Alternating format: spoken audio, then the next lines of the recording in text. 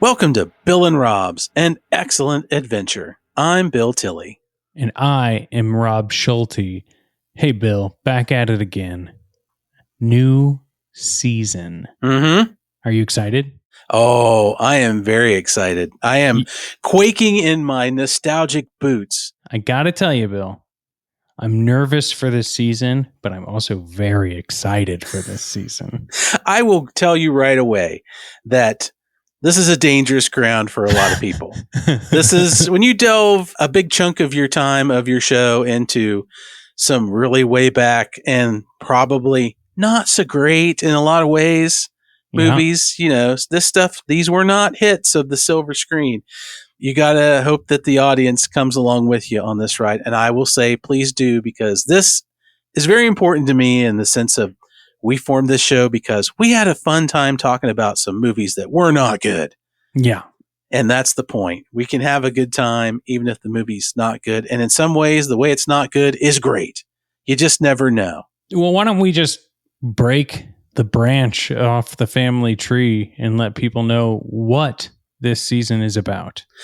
This season, I have named Sibling Rivalry. That's the theme. And what we're going to do is we're going to watch several movies with famous siblings. And I'm going to say right out a bit, I cheated a little bit. There's some children probably involved in this of famous people from time to time, but Sibling Rivalry was what I came up with. So that's what we're going to. And we're going to watch some movies with some famous last names and probably some not so famous first names for some of the people listening. But then again, you may know who they are because, like me, you saw some of this stuff. So that's what we're going to do. Let's put it out there. A lot of these movies, it's brother on brother, right? Like there's just more action movies with the younger brother of, right? Yeah, there were a lot of less than $1 million productions that still needed a star, and they were able to get a version of a star. Well, I watched Psycho 2 for Pumpkin Spice Podcast, which I think is could fit on this list if we wanted to do a bonus episode later, because it stars Meg Tilly, Jennifer Tilly's sister. Uh-huh. Siblings. It sure does. Quit acting to write books. I just found that out. I was always happy when I saw one of their names in a show because I never saw my name. And granted, we don't spell it the same, but I just tell people that's Cousin Jen and Cousin Meg. Sure. Oh, yeah. Why not? Oh, yeah. Bill, have you seen Psycho 2? Long time ago. That's when you started to say it, I knew you were going to talk about Meg because it's probably been not long after that movie was new that I saw it. And I know I haven't seen it since. It might be better than the original. Well, in the very least, it's probably more palatable to certain people my age because I saw it long before I ever saw Psycho. Really? Now that's interesting. Yeah, I didn't get to see a lot of, the black and white genres of movies back. They weren't rerun heavy when I was a kid. They weren't on the old satellite dish? Right. Yeah, not so much. But these kind of movies, USA and Rhonda Shear Up All Night and your Saturday matinee, these things would happen. So, well, what are we watching today? What's first on the list? Well, we're kicking this thing off with a last name that just screams action adventure. We watched the movie Terror in Beverly Hills from 1989, starring Frank Stallone. Wow. Frank Stallone in one of his most popular roles yet, besides singing the closing credits to First Blood. Well, Bill, should I read the back of the box? Because you shipped me your VHS tape of this. Yes. Just for this episode. Yeah, and please be careful with it. Don't handle it too roughly. It is indeed a collector's item that may or likely may not increase in value over the years. Well, it is gold plated, so it's going to have some value regardless. I'm going to need you to read the back of that box, Rob. Hey, I got it. When the president's daughter is kidnapped, it's up to an ex-Marine to save her. The problem is that the terrorist leader has a lingering hatred for him, as he has been wrongfully blamed for the death of his wife and children. The action heats up as the two mortal enemies confront each other with extreme violence. Extreme violence. There is no other kind of violence in 1989 Nah. except extreme. And I love the back of this box. It's basically because you kind of get lost in the pronouns. You should, that last sentence, you're a little him, lost. who, Who's what? blaming who for what? So Frank Stallone helped in, was it Contra or something with something like that? Yeah. One of the miscellaneous Middle Eastern adventures the United States likes to go on. Mhm. Frank Stallone helped out a Palestinian soldier who then turned extremist and blames Frank Stallone for the death of the extremist's wife and child, even though it was not Frank Stallone's fault. Correct. Because you know what they call that, Bill? The fog of war. Oh, I called it, plot blaming. That's what I'd call it. Yeah, I mean, I'm always going to be blaming the producers of the film. Mm-hmm. Is there anyone? There are that guys in this cast more than just Frank Stallone. There are a couple, and one particular really blew me out of the water for very specific reasons. The way his character is used in this film, but I'll get into the whys of that later. But yeah, there are some great ones on here. We got two standouts right out of the gate. You've got Cameron Mitchell, B-movie legend, yes, famous actor, many westerns under his belt, as Captain Stills, who is the Frank Stallone's boss. And Frank Stallone, Rob, would you like to tell the people what Frank Stallone's name is in this movie? Hack Stone. Hack Stone. Is that, do you think, like, because he is a hack of another Stallone? Part of me wants to say yes, but honestly, I hadn't heard his name, because when you listen to these movies, you hear the actors' real names more than you ever hear their character names. And so the first time they said that on screen, I kind of had to rewind it and go, what now? And his name is what? What is this? Yeah, because in your action movie hero name thesaurus, when you spin the wheel and come up with, first name, regular, last name, animal or mineral or something, you don't think hack. It sounds like he's got a really bad case of whooping cough. Yeah. So not a real good action hero name in my book. Well, and this movie was not produced by a company in the United States, right? No, it was one of the many overseas film companies that, there's somebody sitting somewhere with a big bag of cash and they want to make a movie. Yeah. So they form a company, and this company was Peacock Films. Peacock Films. And wow. They were a very interesting company for Frank Stallone's memories of it, which there's some stuff we'll get into that too. But yeah, kind of an odd one. And but on the character side, the other standout for me is William Smith is in this movie. William Smith. When you see him, you know him. He plays the president who has a daughter. In case you don't know, the president has a daughter. The film is very happy to tell you that the president's daughter has been kidnapped and the president's daughter must be rescued. Yes, and the president's daughter lives in California. Mm-hmm. The president resides in Washington, D.C. Yes, and now the president's daughter has been taken, and only Hack Stone can save the president's daughter. They must say president's daughter. President's daughter. 100 times in this movie, straight up. But yeah, William Smith, he is Clint Eastwood's boxing opponent in the Any Which Way You Can film series. So he's in there a lot. He's such a tough guy, and he's got a real gravelly voice, kind of like a male Brenda Vaccaro. He was also in Red Dawn, right? Yeah. But he's just one of like the Russian soldiers. Yeah. I mean, he's just one of those guys that when you look up his IMDb page, it's crazy. Yeah. And the only person I can't figure out who it is, because 90% of the cast on the IMDb page doesn't have a photo. But there is one cop, and I believe it's the cop who comes out with the shotgun at the pool at the end of the movie.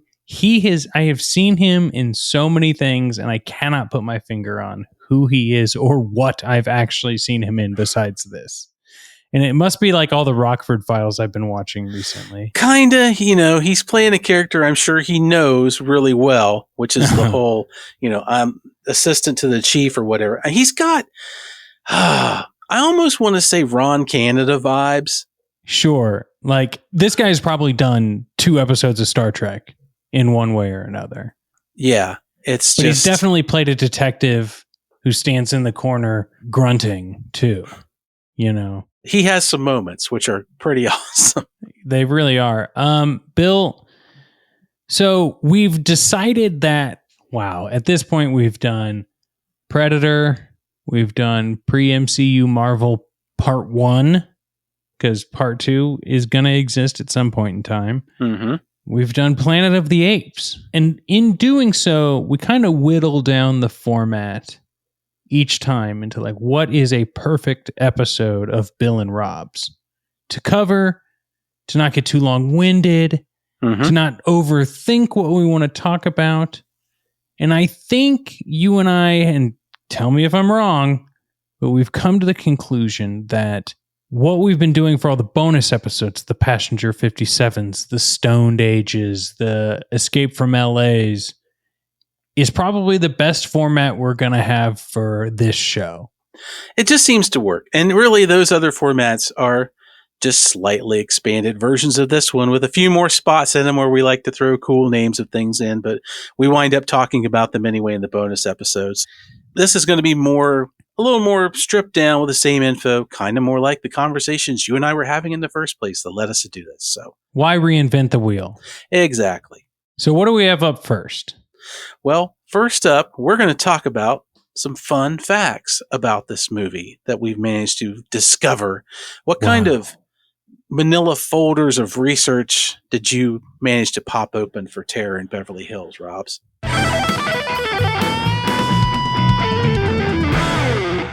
The president. The president has a daughter, right? Yeah, the president's daughter. The president's daughter. The terrorists are holding the president's daughter hostage in the old bean factory for a majority of like one day in this movie. Big national news, you would think, right? Mm-hmm. Well, my fun fact is only one television station decides that they need to cover that the president's daughter is being held hostage in the old bean factory. You would think any news about the president's daughter would be complete network blitzkrieg of coverage. Yep. It is just like one van and a couple of dudes out there. Oh, man. And our newscaster and his whole organization, quite the high-tech, high-class operator. They show him in what is his newsroom, which is clearly just like the room next door to where they filmed most of the other scenes. I'm pretty sure they filmed this in a closed strip mall. Yeah. And it looks like this. It kind of looks like a waiting room at a doctor's office because his floor director or whatever is in a little alcove window sitting right behind him the whole time. Not like the fake Nightline green screen that they used to put behind Ted Koppel. Oh, yeah. Do you think, quick question on that. Do you think they got permits to film on Melrose? No. You think they just kind of like pulled up shop, started filming some stuff? 100%. I mean, I don't think they did much of anything. I think that because it's mostly across the street and downwind from wherever they're shooting. So I think they just had somebody jump out of the car, set up the tripod, film the shot, and then get out. And then all the interiors are done on a little sound stage or a little warehouse somewhere. Yep. Because, what's a fun fact you've got, Bill? Well, it kind of ties into the title of this movie. A movie titled Terror in Beverly Hills. It's not so much anything I had to research. It was plainly clear. The title of this movie is a lie. It's a bald-faced lie. There is no terror in Beverly Hills because this movie only spends about 10 minutes in Beverly Hills, and then it heads out of town on the 101 to the old bean factory in a hurry. Yep. It's the president's daughter goes shopping downtown in this little kind of boutique store, and that's where the terrorists go to nab her, which they do in some spectacular fashion. There's a shootout that is to be watched over and over again, folks. It's one of the crowning moments of this movie. It's shot in, I wouldn't call it slow motion. It's just kind of like the camera's been wound down a little bit, and everybody's clearly been told to stand in place while someone goes bang, and then they wait for a second, and then they just kind of fall with the dudes that are the security guard all fall with no look on their face. Oh, it's bad. But then one by one, the ladies who I was surprised weren't topless in a movie like this at this particular moment. There was only one topless scene, and I believe it was from a bird's eye view. Might as well Well, you're forgetting the pool hall. Oh yes, the pool hall. The pool hall, which is strangely has two strippers standing in the middle of it. For anyone's reasoning, I don't know. But anyway, I have interrupted your fun fact. No, that's it. It's just they shoot there and they grab her and then they head out of town. And I was expecting like they're going to hold up in Beverly Hills, like on Rodeo, or we're going to see, Hack Stone jump through the window of a mansion somehow and take him out. Nah. They didn't have enough time with Hack Stone to do that. Nope. Yeah, Bill, my other fun fact is just that like when the president is talking to the prime minister, there's no cables or wires connected to that phone. And that's just one of many examples of no wires connecting in this movie. Oh, dear God. So many things not connected, including the actors in a lot of the scenes. But oh my God, that was amazing. And the president's office apparently is no longer oval. No. It looks like the office of somebody who runs a stave mill factory. And, like you turn around, normally he'd be like, we manufacture this same wood paneling for your home that I have in my office. Isn't it wonderful? With a giant stick-on seal of the president of the United States. Where like, I don't think the president operates out of a camper. But yeah, the president is trying to sell me a hot tub halfway through this movie. It's great. It's so great. And yeah, they had this slow pan dolly that they had to go back and forth with because they rented it for the day. So you get to see lovingly all the phones on the desk with not a single cord running anywhere. Well, it's that presidential technology. I think so. But Bill, what's your other fun fact you'd like to bring to the table? So my other fun fact is I did watch an interview with Frank Stallone where he talked about some of these movies. I had to say the information on these movies is kind of thin to go looking for it. For sure. There's very little, especially factual. But, Frank has done interviews over the years, and I managed to find a decent one. And he was speaking about how the company that did this, Peacock Films, was a real mess to work for. You don't say. In the sense of not only is this a cheap movie, but for example, at one point they went to film at the old bean factory and all the actors got there and the company forgot to bring the film. No, how do you do that? How do you do that? So he's like, nah.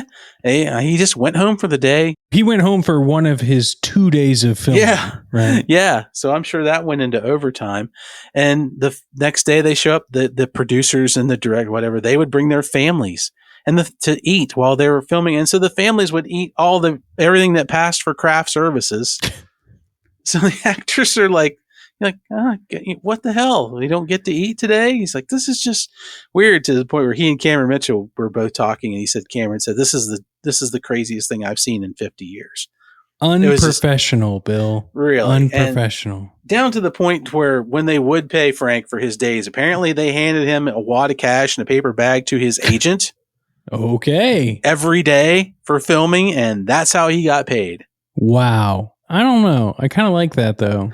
It's kind of interesting. It's a real, this isn't Lloyd's of London bringing a satchel manacled to another low level executive who has to pass it off. It's just like, nah, here's this. I'll put the money in the sack my kids were putting your extra food in. Here, you take money. Like, Tom Schwartz trying to get his deposit to Lisa for Tom. Oh God. I think Tom might have actually run a better craft services table at least. I'm going to give him that much credit. Fair. It sounds like a real Schwartz and Sandy's level of money management. We're going to sell potato chips at Crafty. Bill, here's the thing. We still like elements of this movie though, right? Should we talk about some of the things we did like? I'm going to lead off with Cameron Mitchell as Captain Styles. Cameron, when you get your your legendary B movie actor or your Western actor, the one that's been around, that's destined to be your grizzled captain. This guy, it's like he just decided this movie's not good, so I'm just going to go over the top with every single line and every single read and every single thing I do. And he just blows the roof off every line. He has a bit, especially when they get to the old bean factory and they're all hunkering down, the cops are there. He really wants some doors closed. And he spends the next 15 minutes screaming at all the cops in the background to close the effing doors to the hangar. And then he'll just do his lines, and then he'll look back and he'll scream at him some more. And then he'll go out and talk to the reporter, and he'll utter some nonsense, and he'll look up at the plane that's flying over that got caught in the sound mix and curse at it. And it's a tour de force of going full bore with what you've got on the page. And I loved it. I thought it was outstanding. Really kind of blows the stereotype away of grizzled police captain and just puts the rest to shame. Oh, yeah. I agree with everything you said. I'm going to hop the pond, as they say, for my like. And I think, I'm not an academic in any way, shape, or form. And I think we all know this, Bill. But I don't understand what you're saying at all, Rob. Clearly you've got a PhD in movies. I see it on your wall back there, taped up. Yeah, right here. The thing is that like there's always been these skirmishes in the Middle East for most of your and my lives, much more amplified after 9/11, but it's not like they didn't exist before it. I mean, look at Rambo 3, look at, any sort of action political thriller, from the late 80s and to the late 90s. And this movie, I think I gotta give it credit.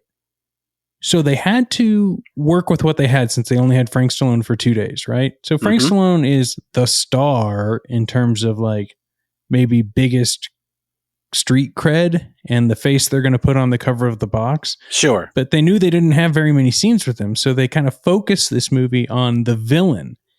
But you don't know he's the villain at the beginning of the movie. You just see a slice of life from his time.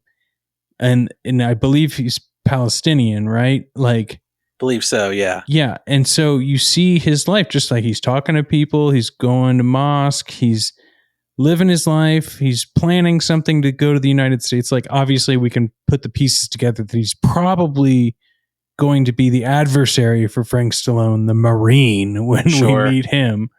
But like, there's no sinister music. There's no like sunglasses panning to the camera, no shifty eyes, no like weird telegraphing that like this is the bad guy because he's a foreigner. Right. The closest we get to it is actually when he's on the plane with his buddy coming to the United States. There's a racist American. And so you almost like feel for him to be like, oh, well, he can't be the bad guy. We've seen this mean lady on the plane. Right. And I kind of like, it wasn't executed well, but I like that that's how they tried to start off this movie, tried to give us a little bit of a twist, tried to pull the rug out from under us. Yeah, I think we all know these movies have an incredible shortcut. There are villains in every culture. And of course, Americanized movies will always focus on, the Middle Eastern terrorist or, the weird British money laundering criminal or the evil Russian. The Yakuza gang leader. Like, I mean, they're real things and they do exist. And stylized for movies, of course. Of course, stylized for movies. And I think the best ones will give you some of that other point of view. You don't have to agree with it, but No, you don't. You don't have to agree with that view. Oh, okay. But, we've all got a point of view. And if you can at least get a glimpse into what this person is fighting for. Yeah. Which they don't even tell us at this point, which is kind of what I like even more, that they like keep that until we learn the plan once they're in the United States, right? So we Right. really don't know what these guys are doing. We're just watching them live their life. For the first 20 minutes of this movie, pretty much. And to be clear, Frank Stallone isn't introduced until like 49 minutes into the movie. Yeah, he's a real minimal hit, and it was shocking. It was shocking how little Frank Stallone we get to even start this thing. But I agree. And at first I was put off by it because it's such a long sequence of them getting to America. And then I was kind of on board because once they get there, I mean, you kind of tell there's the limo ride from the airport is all overdubbed because they couldn't afford to shoot in the car. Their hideout is a suburban neighborhood for some reason. Hiding in plain sight, Bill. And when they get there, now everybody's in their white terrorist suits, and everyone in the room is smoking Pall Malls as fast as you can smoke. It's so thick. I just kept thinking, like, what does that wall look like behind the painting? I could think it was like, even the film is going to stink when they turn this in. It was great. But yeah, and then Frank Stallone really tells us why our lead character Abdul is pissed. I mean, he explains it, whole thing. In this, after the sparring match, right? Yeah, and he actually does it with some sympathy and sadness because they were friends and this thing happened to Abdul's wife and he blames Hackstone. And you're like, it's all a weird movie, but it's all relatable. And so having an element of relatableness amongst the characters and a little bit of the situation, it's not a thing that couldn't happen. It kind of really lets you enjoy it more. You get it, like, oh, all right. Yeah, I mean, they could have just been like straight up villain. We don't need to give him a backstory, but they gave him the backstory. It's a tiny bit of reality in a crazy, unreal movie. Yes. I love that, like, in talking about this, we did get one of your likes for the movie. Oh, yeah, so much. I'm like, why are their hideout is in a suburban Brady Bunch neighborhood and a beach house that's straight out of Baywatch. It's like 5 feet. Like, you guys picked some really nice real estate to have your hideouts in. I'll give you that. You're enjoying the California sun while you're here, so good on you. Oh, yeah. I mean, to that point, Bill, my other like that I wanted to talk about was just, I love seeing older LA. Oh, yeah. Me too. And I love seeing it not stylized at all. So, like, even when you watch, like, a Rockford Files, like, no, they're not trying to do anything, but they're also not necessarily trying to show you, like, here's Melrose like they did in this movie, or here's Rodeo Drive, like it's not that, and it's not Sunset Boulevard, but when you see these films that are like, these are iconic places that people who don't live here talk about all the time, let's film on them. Yeah. Like, it shows you what those things really look like. We talked about that terrible movie Angel. Like, that's just a movie that takes place in the 80s on the Hollywood Walk of Fame. And it's like, wow, that is what this looks like at that point in time. It's like when you see Times Square in, like, old New York movies, Cruising or something. It absolutely is. When I came out to visit you, what did I want? I'm like, just drive me around, dude. I just want to see some of these street corners and some of these buildings. It's real. They're not trying to gloss. They can't afford to gloss it up. No, and that's why it's great. Yeah, it is. I mean, I would say I wish they had enough of a budget to actually set some more of the action in Beverly Hills. I don't need Hackstone and Abdul driving Ferraris through the front window of Tiffany's, which would be awesome.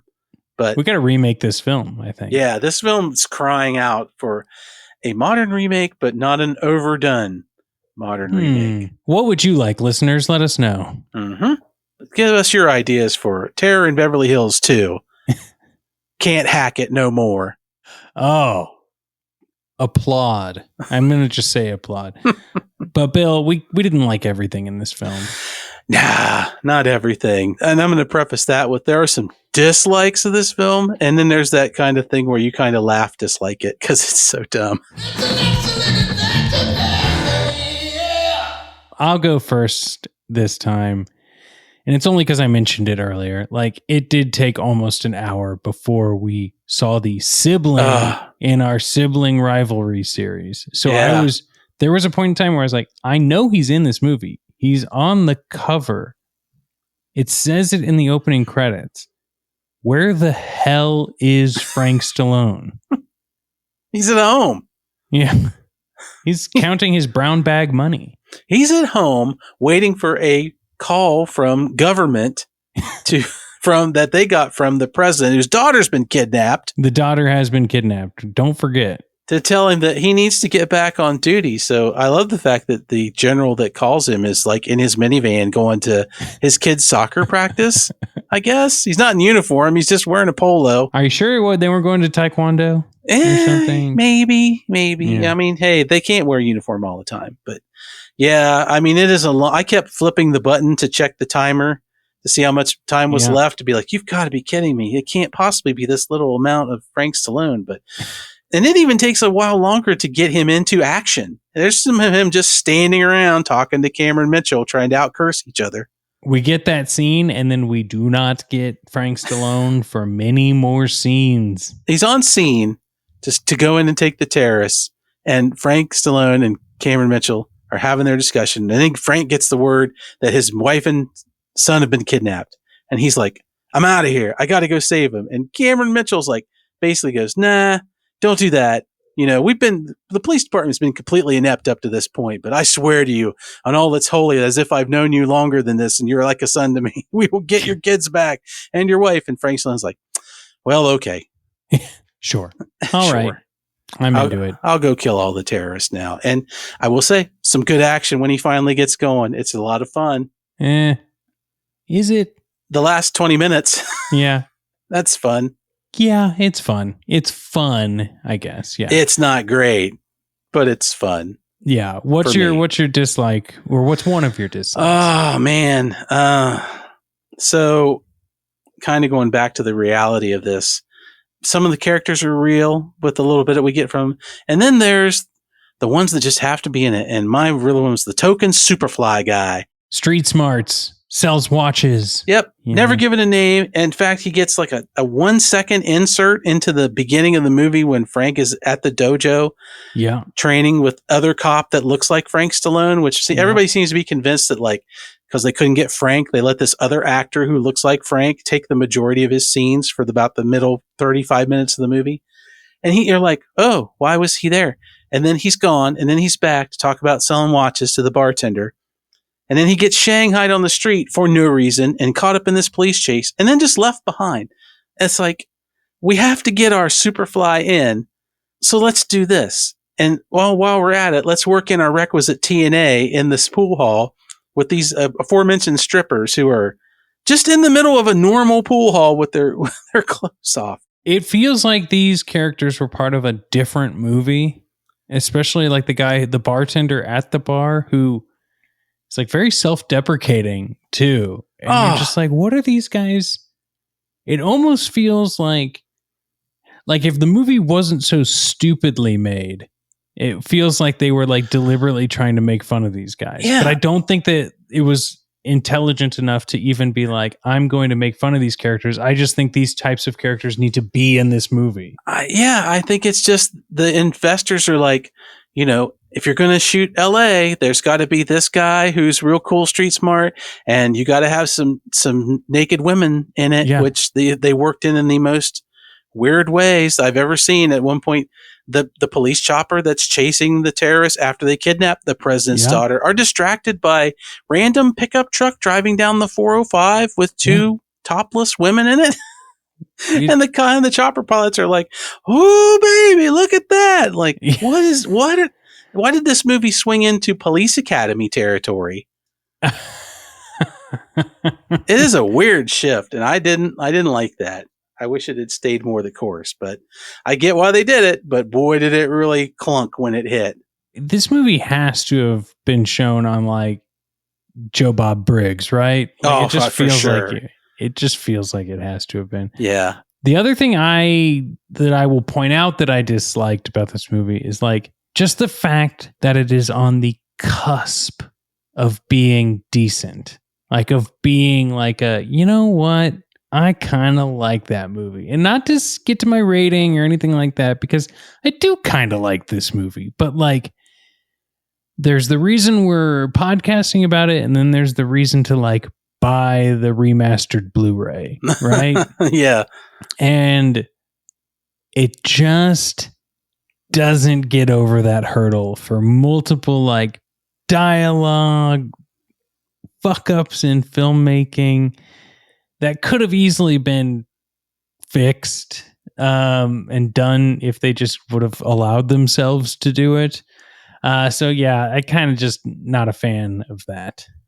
Well, totally agree. I'm torn in certain point, and I think it's just maybe a couple of actors, and mostly Cameron Mitchell by the way he's just chewing lines. And I feel like if he'd played it a little more straight, it would have been less interesting. But fair, yeah. I don't know. But I'm with you. And my last major dislike kind of dovetails right into yours. So I mentioned before, William Smith is in this movie. Famous voice, gravelly voice, machismo just oozes from this man. He is overdubbed in this movie. It is an absolute travesty. They picked standard stock businessman / bureaucrat / president guy to come in and redo every line in the most boring. Well, let's look at your tax returns, Mr. Stone, and see if we can't find you some deductions. All right. No. William Smith is like, it's like if you put a ton of river rock in a cement mixer, filled it with marbles, and shoved it into the Grand Canyon. That's his voice. And that's the voice I want on all his unplugged phones, Rob. I want him going, Hackstone, the president's daughter's been kidnapped. I'm the president. I need you to unkidnap the president's daughter. And then I want him to join in on the rescue. Him to swing into action and show up in the helicopter. The president's Marine One lands next to Hackstone and they go in together. That's me rewriting the movie. That's not really fair, but yeah. No, that'll be for the remake that we're talking about. Yeah. And if you've seen William Smith at all, like I have, it sucks. This overdub sucks. It just, no, that's not I knew him. it was overdubbed, but I don't think I'd ever heard his original voice. So, oh man. Dude, just when we get off here, just YouTube anything with William Smith in it. Any movie, any bit of dialogue. Well, when this episode comes out, you need to share the clip on the Patreon. Like your favorite YouTube clip of this. The real terror is this overdub. So we'll slap a clip together of one versus the other so you can see the difference. But oh my God, it's terrible. Well, Bill, I think in between likes and dislikes falls the amusing moments. Would you like to go first on one of your amusing moments in today's episode?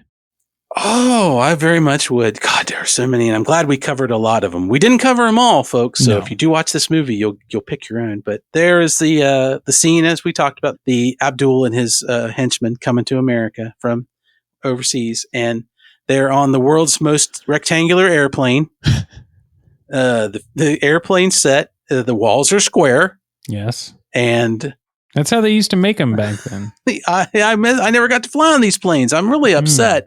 I've been on Spirit and it don't look nothing like this. And you could have brought your toy guns on Dude, you could run an ATV up and down the aisle of this plane. It's so wide. But speaking of toy guns, as everybody sits there, of course, you've got your standard requisite kid who's got to show up, and who's he going to antagonize? Of course, he's going to pick the terrorist guys, and he doesn't know that. And this kid, out of his seat, running up and down the aisle with a water gun that is an Uzi submachine gun. Different time, Bill. Different time. Just rattling away, shooting everybody with the water pistol, shoots these guys in the face, and I'm just like, oh, God, no. I mean, I had machine gun toys that did not have orange tips. Yeah. Back in the 80s. I had them too, but I'm thinking to myself, it's probably not out of the range of possibility back then that, they're like, I bought this for the kid. It's plastic. Bring it on. Yep. And then he just gets it out and goes crazy with it. So I'm just like, no movie. Also, the idea in like all of these movies, like why were kids just running free down aisles? Like, yeah, I've been on planes with annoying kids, but like luckily parents at least like keep them in their seats. Oh, dear Lord. It's just to show how annoying children are. Yes. And if you have them, you should feel bad for yourself. Or feel great for yourself because good for you. You have children. We're very happy for you. Or to find out, like, is this terrorist so evil that he's going to shoot this kid? Yeah. But no, they actually have a conversation. So, it serves a purpose, but oh boy, this is not a thing you're going to get past TSA today in any way. No. And the terrorist could have gotten so mad, he could have pulled that kid's dad up and been like, and Douglas's son used to have a father. Rewrite. One of the things I liked, Bill, is, they cut to this police dispatcher about 3 times throughout the movie, just to make sure that the call is getting to where it needs to go for the good guys to win this battle. And every time she's talking, she is very bored. She's not really invoking the spirit. Maybe she's doing a perfect job being a police dispatcher by not showing any emotion.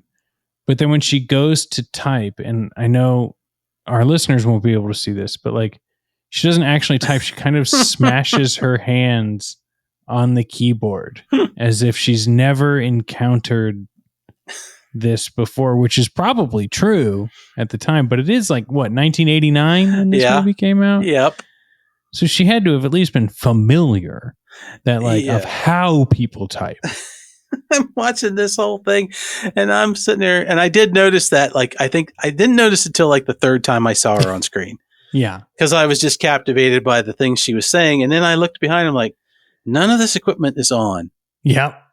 Her 89, Windows PC in the background is blank. I'm sure that the thing she's looking at is blank because there's no green screen type out where we see the instruction. And now I look down and I love you give them credit that they had Windows in 89. Yeah. At the police station. Yeah. And then she's just kind of playing Simon. I maybe, or how your Casio keyboard had the demo mod and you could just touch a different key and make it do something different. She's patty caking that keyboard. She's rolling her hands on the keyboard. she's soaking in palm olive. Yeah. What's another amusing thing you liked? So my final amusing thought is about our hero, because I'm going to give Hackstone. Yep. I thought about this long and hard because there were so many fun things. And, he's only in this movie a short time, as we've said, but boy, the final fight scene between Hackstone and Abdul, which I'm not exactly sure the actors were in the same place together until the very end. Yeah. It's it's all reverse shot of punch, the other one, punch. It's very much the ending of Blood Rage for sure. It's definitely not Roadhouse. Yeah. And, Frank's doing the fists up, straight out of the boxing. And then he switches to, I don't know what to call this other than finger karate. Yes. It looks like he's put claws up. It's like he's doing air quotes minus the middle finger. He's just got his index fingers up. Yeah. And he's got them curled. Yeah. And he's still throwing the same punches that he's throwing when his hands were fists. Maybe he's doing Krav Maga. I don't know. He didn't do this in his earlier training scene. There wasn't No, we have no reason to believe he has any other fighting style than what we saw earlier. He's not this is the one finger punch of lesser known sibling. If I ever unleash it on you, you'll die immediately. And I'm just he would break his finger. What the hell is he doing? And then I watched this earlier interview I alluded to, and Frank talked about that scene, and he's like, "Oh, I don't know karate." Now it makes perfect sense. You were just doing stuff. I think he was trying to do a video game fireball or something. Maybe. But shit's popular at the time. It was, but it was super intense, and I was yelling at the TV a little bit, going, "You get him in the eye, Frank! Get him! Poke his eye out!"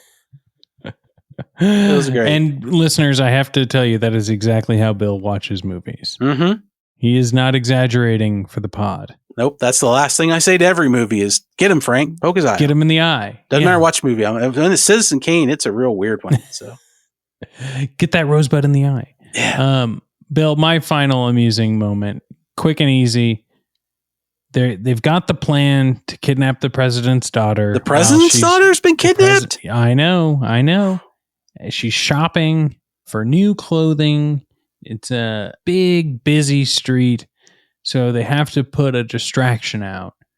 And they do this by putting the biggest block of C4 in the back seat of someone's convertible up the block so that when that explodes, it draws everyone's attention. Then they can go kidnap the president's daughter. My God, this thing, it is like one of the bricks you see them making in the 10 Commandments. Yes. Like this thing is gigantic. Yeah. Yeah. For a car that they just need a distraction of, right? They could have thrown 3 M80s in the backseat of this car and gotten the distraction they need. I mean, this would have annihilated not just the car, but like the front of the buildings adjacent to the car. Yep. 3 cars parked on either side of this car. Yep. It would have blown a hole in the street. Yes. And I loved it. I loved every moment of it. I am so happy that you picked this moment because I was tortured in wanting to pick this for myself because, listeners, if you don't know this, I'm a car guy. Yeah. I appreciate them. I understand a lot of them. And so this car is, if you've ever seen one, it's a Ferrari Mondale.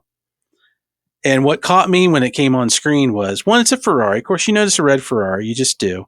Yeah. And I'm like, there's no way this belongs to anybody in this movie. I think this car was just parked on the street. And they filmed it. They were like, that one.